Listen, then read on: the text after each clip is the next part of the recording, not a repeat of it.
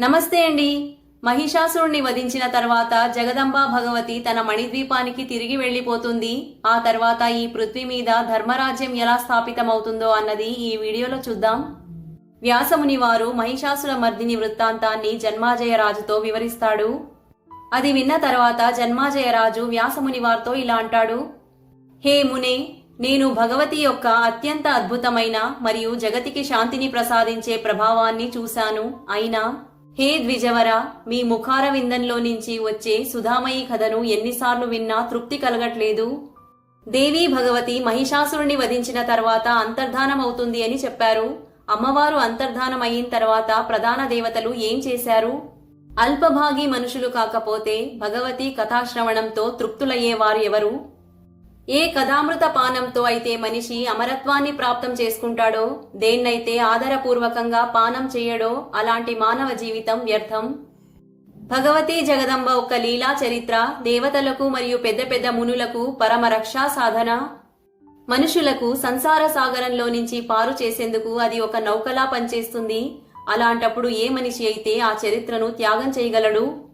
జీవన్ముక్తులు, మోక్షాన్ని ఆశించేవారు లేదా రోగగ్రస్తులు, ఈ సంసారంలో ఏ ప్రాణి అయినా సరే వారి కర్ణముల ద్వారా భగవతి యొక్క సర్వార్థదాయక కథామృతాన్ని పానం చేస్తూ ఉండాలి. ఇలా అని వేదవేత్తలు చెప్తారు. హే మునే, ధర్మ అర్థ కామంలో తత్పరులైన రాజులు విశేష రూపంగా ఈ కథామృతాన్ని పానం చెయ్యాలి. ముక్తజనులే భగవతి యొక్క కథామృతాన్ని పానం చేస్తూ ఉన్నప్పుడు ముక్తి నుంచి వంచితులైన ప్రాణులు ఎందుకు పానం చేయకూడదు? ఎవరైతే తమ పూర్వజన్మలో అందమైన కంద పుష్పాలు, చంపక పుష్పాలు మరియు బిల్వపత్రాలతో దేవి భగవతి యొక్క పూజన చేసి ఉంటారో వారే ఈ జన్మలో భూతలం మీద భోగభాగ్యాలు మరియు ఐశ్వర్య సంపన్నులై రాజు అయి ఉంటారు అని మనం ఒక అనుమానాన్ని వ్యక్తం చేయొచ్చు. ఏ మనిషి అయితే ఈ పవిత్ర భారత భూభాగంలో జన్మించి మానవ శరీర ధారణ చేసి భగవతి భక్తి రహితులై ఉంటారో మరియు దేవీ ఆరాధన చెయ్యరో వారే ధనధాన్య విహీనులై, రోగగ్రస్తులై, సంతాన విహీనులై, ఇతరుల దాసులై నిరంతరంగా తిరుగుతూ ఉంటారు మరియు ఆజ్ఞాకారి అయి ఇతరుల భారాన్ని ఎత్తుతూ ఉంటారు. వారు పగలు రాత్రి స్వార్థ సాధనంలో తత్పరులైనప్పటికీ వారికి కడుపు నిండా ఆహారం కూడా లభించదు. ఎవరైతే ఈ సంసారంలో అంధులు, మూకవాళ్లు, చెవిటివాళ్లు మరియు కుంటి రూపంలో కష్టాన్ని అనుభవిస్తూ ఉంటారో వారు నిరంతరంగా దేవి భగవతి ఆరాధన చేసి ఉండరు అని మనం అర్థం చేసుకోవాలి. అందుకని ఓ దయామయీ సత్యవతి నందన, మీరు నా మీద కృప చూపి దేవి భగవతి యొక్క ఉత్తమ చరిత్రను వర్ణన చేయండి. ఆ పాపి మహిషాసురుణ్ణి వధించిన తర్వాత దేవతల ద్వారా ఉన్నతంగా పూజించబడి అంతర్ధానమైపోయి ఆ భగవతి మహాలక్ష్మి ఎక్కడికి వెళ్లిపోయింది? స్వర్గలోకం లేదా మృత్యులోకం, ఏ స్థానంలో ఆ భగవతి భువనేశ్వరి ప్రతిష్ఠితమవుతుంది? ఆ దేవీ భగవతి అక్కడే విలీనమైపోయిందా లేదా వైకుంఠధామానికి వెళ్లిపోయిందా లేదా సుమేరు పర్వతం మీద స్థితమైపోయిందా? మీరు ఇవన్నిటినీ నాకు యథార్థ రూపంలో చెప్పండి అని జన్మాజయరాజు వ్యాస భగవానుడితో వేడుకుంటాడు. వ్యాస భగవానుడు అంటాడు, హే రాజన్, మణిద్వీపం అన్నది భగవతి యొక్క క్రీడాస్థలం మరియు వారికి ఇది సదా పరమ ప్రీతికరమైనది అని చెప్పబడి ఉన్నది. ఇక్కడ బ్రహ్మ, విష్ణు, మహేశ్వరులు స్త్రీ రూపంలో రూపాంతరం చెంది ఆ తర్వాత పురుషత్వాన్ని పొంది వారి వారి కార్యాలలో తత్పరులవుతారు. ఈ పరమ అందమైన ద్వీపం సుధాసాగరానికి మధ్యలో విరాజిల్లుతూ ఉంటుంది. భగవతి జగదంబ అక్కడ అనేక రూపాలలో సదా విహారం చేస్తూ ఉంటుంది. మహిషాసురుని వధించిన తర్వాత దేవతల ద్వారా పూజించబడి సనాతని మాయాశక్తి భగవతి శివ ఆ మణిద్వీపంలోకి వెళ్లిపోతుంది. అక్కడ తను నిరంతరంగా విహరిస్తూ ఉంటుంది. ఆ సర్వేశ్వరి భగవతి అంతర్ధానమైన తర్వాత దేవతలు సూర్యవంశంలో ఉత్పన్నమైన మహాబలి, అన్ని శుభలక్షణములతో సంపన్నుడైన అయోధ్యాధిపతి శత్రుఘ్న అనే పేరుతో ఉన్న పరాక్రమి రాజును మహిషాసురుడి అందమైన ఆసనంపై అభిషేకం చేస్తారు. ఈ విధంగా ఇంద్రాది ప్రధాన దేవతలు శత్రుఘ్నుడికి రాజ్యాన్ని ప్రసాదించి వారి వారి వాహనాలనెక్కి వారి వారి లోకాలకి వెళ్లిపోతారు. హే భూపతే, దేవతలందరూ వారి స్థానంలోకి వెళ్లిపోయిన తర్వాత పృథ్వీ మీద ధర్మరాజ్యం స్థాపితమవుతుంది మరియు ప్రజలు సుఖాన్ని అనుభవిస్తారు. మేఘాలు ఉచిత సమయంలో జలవర్షాన్ని కురిపిస్తాయి మరియు పృథ్వీ మీద ఉత్తమమైన ధాన్యం ఉత్పన్నమవుతుంది.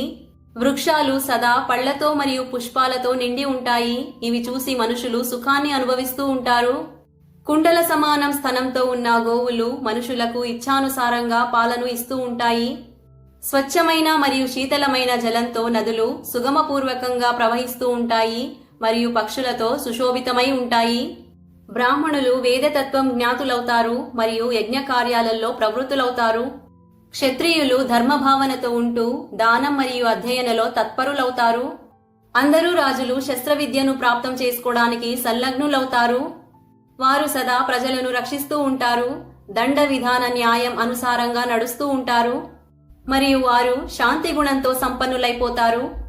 అందరూ ప్రాణులు కలిసిమెలిసి ఉంటారు. మనుషులకు అపార ధనప్రాప్తి అవుతుంది. గోశాలలు గో సముదాయాలతో సంపన్నమవుతాయి. సర్వత్రా మనోహరమైన యజ్ఞ మండపములు మరియు యజ్ఞయూపములు దృష్టిగోచరమవుతూ ఉంటాయి. బ్రాహ్మణులు మరియు క్షత్రియుల ద్వారా సంపన్నమైన యజ్ఞములతో సంపూర్ణ పృథ్వీ సుశోభితంగా ఉంటుంది. ఆ సమయంలో స్త్రీలు పతివ్రతా ధర్మపరాయణులు, సుశీలవంతులు మరియు సత్యనిష్ఠులై ఉంటారు. పుత్రులు మరియు తండ్రి పట్ల శ్రద్ధాభావన ఉంచి ధర్మశీలులై ఉంటారు. పృథ్వీతలం మీద కపటత్వం మరియు అధర్మం ఎక్కడా మిగిలి ఉండదు. ఆ సమయంలో వేదవాదం మరియు శాస్త్రవాదం తప్ప ఇతర వాదం ఎక్కడా వినిపించదు. పరస్పర కలహ ఉండదు, దీనత ఉండదు మరియు అశుద్ధ బుద్ధి ఎక్కడా మిగిలి ఉండదు. అందరూ మనుషులు సుఖంగా ఉంటారు. ఆయు పూర్తి అయిన తర్వాతనే వారి మృత్యు అయ్యేది, అంటే అకాల మృత్యు అయ్యేది కాదు. మిత్రుల మధ్య వియోగముండేది కాదు. ఎవరి మీద విపత్తి వచ్చేది కాదు. అనావృష్టి అతివృష్టి అకాలమయ్యేది కాదు. దుఃఖదాయిని మహమ్మారితో మనుషులు గ్రస్తులయ్యేవారు కాదు. ఎవరికి ఏ రోగం మరియు పరస్పర విరోధం ఉండేది కాదు. నరులు మరియు నారులు అన్ని విధాలుగా సుఖంగా ఉండేవారు. స్వర్గంలో ఉన్న దేవతల్లాగా అందరూ ఆనందాన్ని అనుభవిస్తూ ఉండేవారు.